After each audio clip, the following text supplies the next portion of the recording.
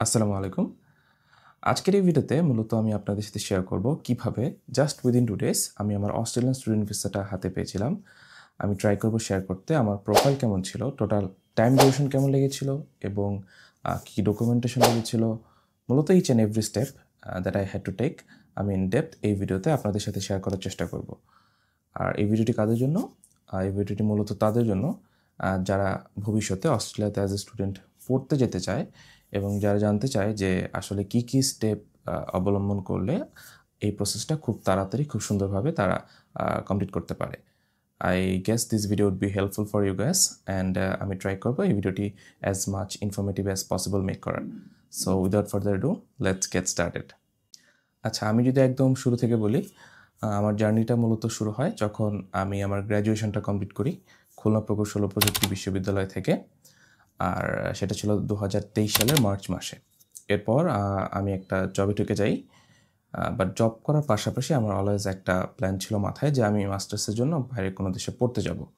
Actually job করার পাশাপাশি না, আমি যখন স্টুডেন্ট ছিলাম আমার ইউনিভার্সিটি লাইফে, তখন থেকে আমার মাথায় একটা জিনিস ঘুরতো সবসময় যে আমি গ্র্যাজুয়েশনের পরে মাস্টার্সের জন্য বাইরে কোনো দেশে একটি পড়তে যাব।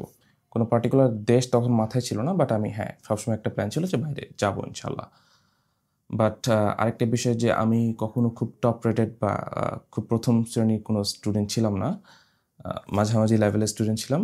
সো ফুল ফান্ডেড স্কলারশিপ বা আমাকে সম্পূর্ণ খরচ হচ্ছে স্কলারশিপের থ্রুতে ম্যানেজ করতে হবে, এরকম কোনো টার্গেট আমার মাথায় ছিল না। বাট আমি চাইতাম যে আমি যদি একটা ভালো স্কোর করি তাহলে হয়তো কিছু পার্সেন্টেজ স্কলারশিপ আমি পাবো। অ্যান্ড আরেকটা জিনিস যেটা সেটা হচ্ছে যে সবসময়ই আমার মাথায় ছিল যে বাইরে যেতে হলে একটা বিষয় হচ্ছে মাস্ট, যে এক্সামটা দিতেই হবে সেটা হচ্ছে আইএলস এক্সাম।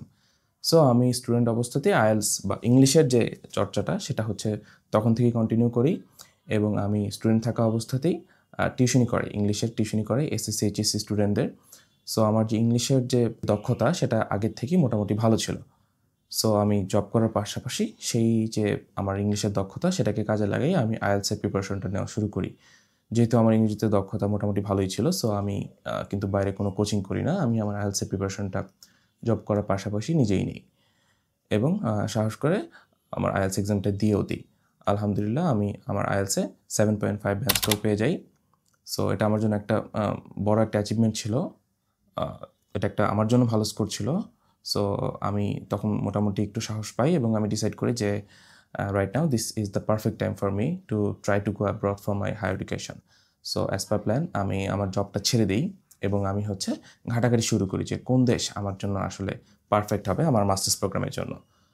সো অনেকগুলো দেশই হচ্ছে শুরুতে আমি ঘাটাঘাটি করি। এর ভিতরে অস্ট্রেলিয়া ছিল, ইউএসএ ছিল, সুইডেন ছিল, এরকম আরও কিছু দেশ আমি ঘাটাঘাটি শুরু করি এবং সর্বপ্রথম আমি যে দেশটি আসলে চয়েস করি আমার মাস্টার্স প্রোগ্রামের জন্য সেটা আসলে অস্ট্রেলিয়া ছিল না, সেই দেশটা ছিল আসলে ইউএসএ।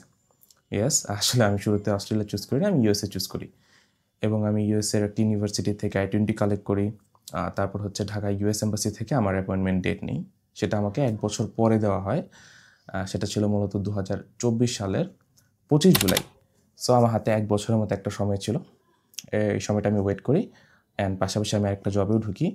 সো মোটামুটি 1 বছর ওয়েট করার পর ঠিক 2024 সালের 18 জুলাই থেকে বাংলাদেশে আবার বৈষম্য বিরোধী ছাত্র আন্দোলন শুরু হয়, যার কারণে ইন্টারনেট টোটালি শাটডাউন হয়ে যায়। So US embassy Dhaka shutdown হয়ে যায় এবং আমাদের যাদের অ্যাপয়েন্টমেন্ট ডেট ছিল সেগুলো সব ক্যান্সেল হয়ে যায়। আমাদের কাছে একটা মেইল আসে, মেইলটা অনেকটা এরকম ছিল যে আপনার অ্যাপয়েন্টমেন্ট ডেটটা ক্যান্সেল করা হচ্ছে এবং আপনাকে পরবর্তীতে আরেকটি ডেট দেওয়া হচ্ছে, সেটা হচ্ছে 2025 সালে মার্চ মাসে। So it was a big disappointment for me because আমি এই ডেটটার জন্য মূলত 1 বছরের মতো ওয়েট করি, বাট তারপরে হচ্ছে অ্যাপয়েন্টমেন্ট ডেটটা ক্যান্সেল হয়ে যায়। সো আমি কিছুটা হতাশ হই, বাট সেই মুহূর্তে আমি আবার চিন্তা শুরু করি যে maybe this is a sign from Allah, maybe this is not the perfect country for me. So আমি যেটা করি আমি আবার হচ্ছে ঘাটাঘাটি শুরু করি যে আসলে আমার জন্য ইউএসএ ছাড়া অন্য কোন দেশ হচ্ছে পারফেক্ট হবে। এরপর আমি ফাইনালি ডিসাইড করি যে আমি আমার মাস্টার্স প্রোগ্রামের জন্য অস্ট্রেলিয়াতে যাব। সো অস্ট্রেলিয়ার বিভিন্ন ইউনিভার্সিটি ঘাটাঘাটি শুরু করি এবং শুরুতে আমি যে ইউনিভার্সিটিটা চয়েস করেছিলাম সেটা হচ্ছে উলুঙ্গং ইউনিভার্সিটি। আর উলুঙ্গং ইউনিভার্সিটিতে আমি অ্যাপ্লাই করি 28 জুলাই 2024। এবং ইউনিভার্সিটিতে অ্যাপ্লাই করতে আমার বেশ কিছু ডকুমেন্টস লেগেছিল। তার মধ্যে রয়েছে আমার all educational certificates and transcripts including SSC, HSC and BSc। এরপর আমার লেগেছিল SOP, statement of purpose, LOR, letter of recommendation. এরপর আমার লেগেছিল CV, আমার লেগেছিল একটা ভ্যালিড পাসপোর্ট। অ্যান্ড এই ডকুমেন্টসগুলো আমি ইউনিভার্সিটিকে সেন্ড করি, এবং ইউনিভার্সিটিতে সেন্ড করার ঠিক 2 দিনের মাথায় তারা আমাকে কন্ডিশনাল অফার লেটারটা দেয়। অ্যান্ড কন্ডিশনাল অফার লেটারটা মূলত এরকম যে তারা কিছু কন্ডিশন দিয়ে দেয়, আপনাকে সেই কন্ডিশনটা ফুলফিল করতে হবে। সেই কন্ডিশনগুলো যদি ফুলফিল করেন দেন তারা আপনাকে আনকন্ডিশনাল অফার লেটারটা দিবে। সো কন্ডিশনগুলোর মধ্যে ছিল আমার সকল ফাইন্যান্সিয়াল ডকুমেন্টস তাদের সেন্ড করতে হবে। সো আমি আমার সকল ফাইন্যান্সিয়াল ডকুমেন্টস তাদেরকে সেন্ড করি। আমার ফাইন্যান্সিয়াল ডকুমেন্টসের মধ্যে অনেক কিছুই ছিল, যেমন ল্যান্ড, প্রপার্টিজ, ব্যাঙ্ক স্টেটমেন্ট। তো এই সকল ডকুমেন্টস নিয়েও আমি সামনে খুব শীঘ্রই একটা ভিডিও আপলোড করতে যাচ্ছি। সো আপনারা যদি সেই বিষয় নিয়ে ইন্টারেস্টেড থাকেন তাহলে অবশ্যই আপনাদের সাবস্ক্রাইব করে রাখতে হবে এবং চোখ রাখতে হবে এই ইউটিউব চ্যানেলে। সো আমি এই সকল ডকুমেন্টস রেডি করি এবং তাদেরকে সেন্ড করি। সেটা সেন্ড করার পরে 7 দিন তারা ওয়েট করে, এবং 7 দিন পরে তারা আমাকে আরেকটি মেল দেয়। সেই মেলটা ছিল এরকম যে your financial documents are not sufficient. অর্থাৎ আমি তাদেরকে যেই ফাইন্যান্সিয়াল ডকুমেন্টসগুলো সেন্ড করেছিলাম তারা সেটাকে সাফিসিয়েন্ট মনে করছে না। সো তারা আমাকে জিটি ক্লিয়ার করতে দেয়নি। সো আমার জিটি ক্যান্সেল হয়ে যায় এবং আমি আবার ভেঙে পড়ি। মূলত আমি তাদেরকে যে ডকুমেন্টসগুলো শেয়ার করেছিলাম তাদের সাথে, সেগুলো আসলে আমার জানা মতে সেগুলো সাফিসিয়েন্ট ছিল, তাদের রিকোয়ারমেন্ট অনুযায়ী সেগুলো সাফিসিয়েন্ট ছিল। বাট স্টিল তারা মনে করেছে যে আমার ডকুমেন্টসগুলো সাফিসিয়েন্ট না। সো তারা আমার জিটি ক্লিয়ার করতে দেয়নি। সো আমি আবার একটা ধাক্কা খাই।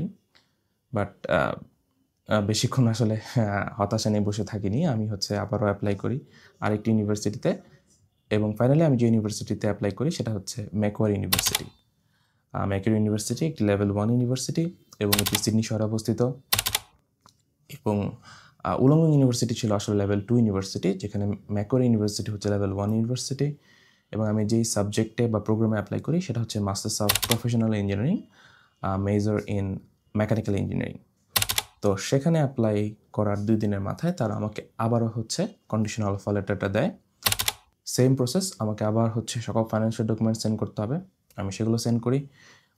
মজার বিষয় আমি উলংলং ইউনিভার্সিটিতে যেই ডকুমেন্টসগুলো শেয়ার করেছিলাম বা সেন্ড করেছিলাম সেই একই ডকুমেন্টস আমি ম্যাকোয়ারি ইউনিভার্সিটিতেও সেন্ড করি। এবং তার 2 দিন পরে তারা আরেকটি মেইল দেয়। সেখানে তারা আমাকে বলে আমার যে ওয়ার্ক এক্সপিরিয়েন্স সার্টিফিকেটটা সেটা তাদের লাগবে। অর্থাৎ আমি যে তাদেরকে বলেছি যে আমি 1 বছর জব করি, আমার জব সেটা তারা প্রুফ চায়। সো আমি সেই ওয়ার্ক এক্সপিরিয়েন্স সার্টিফিকেটটা তাদের সেন্ড করি, এবং তার ঠিক 2 দিনের মাথায় তারা আমাকে তাদের আনকন্ডিশনাল অফার লেটারটা প্রোভাইড করে। সো প্রসেসটা খুব সিম্পল।